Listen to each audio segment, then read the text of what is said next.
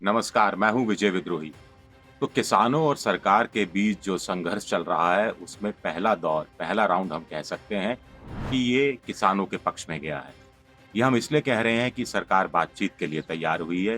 1 नहीं, 2 नहीं, 3 नहीं, 6-6 दौर की बातचीत सरकार ने की।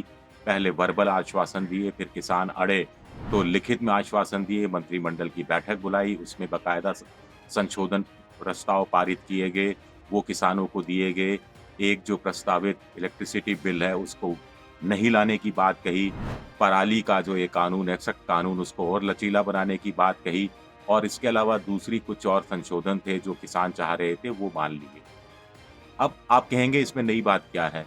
किसी भी लोकतांत्रिक सरकार को तो ऐसा ही करना चाहिए।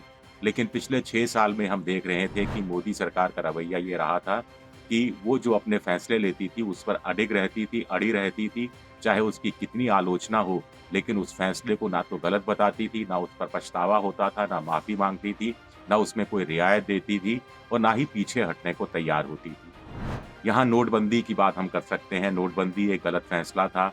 अर्थशास्त्र इसे गलत फैसला बताते रहे, मनमोहन सिंह गलत फैसला बताते रहे। इससे भारत की अर्थव्यवस्था पटरी से उतरी।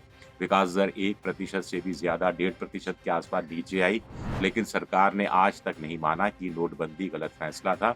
उल्टे उसके बाद जो विधानसभा चुनाव हुए, उसमें बीजेपी जीती, तो कह दिया कि देखिए जनता ने मुहर लगा दी। जीएसटी ताबड़तोड़ अंदाज में शुरू किया गया।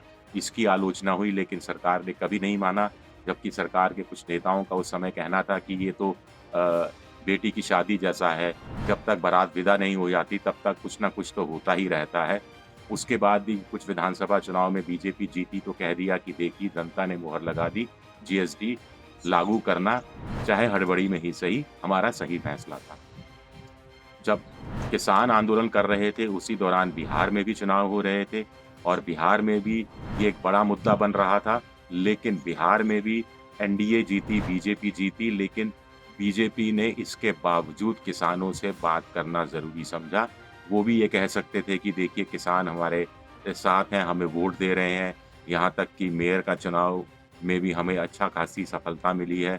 राजस्थान में भी पंचायत के चुनाव, स्थानीय निकाय के चुनाव में हमें अच्छी सफलता मिली है, यानी बड़ी संख्या में किसान हमें वोट दे रहे हैं।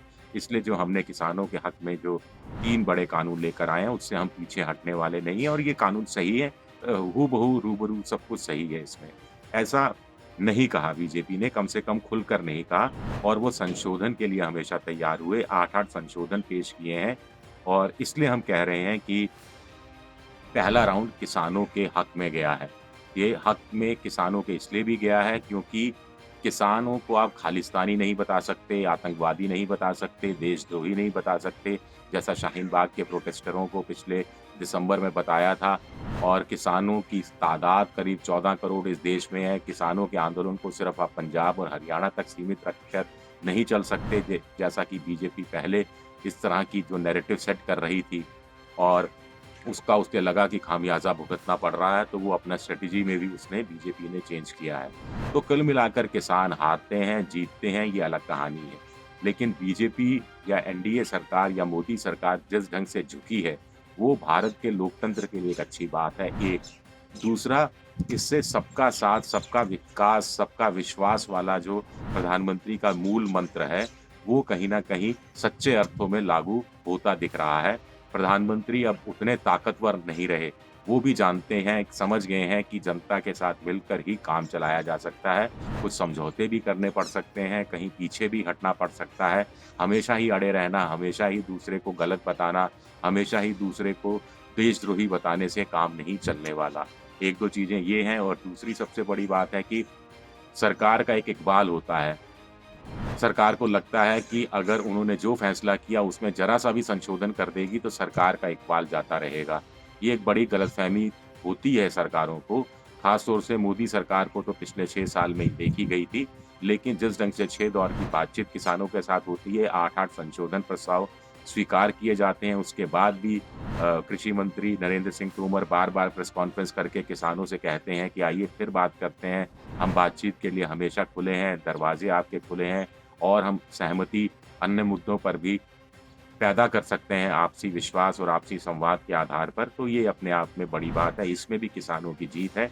तो पंजाब के किसानों ने देश की राजनीति को बदल कर रख दिया है या उसकी दशा-दिशा बदलने की वो तैयारी कर रहे हैं। कम से कम अभी तक का किसान आंदोलन तो यही बात साबित करता है।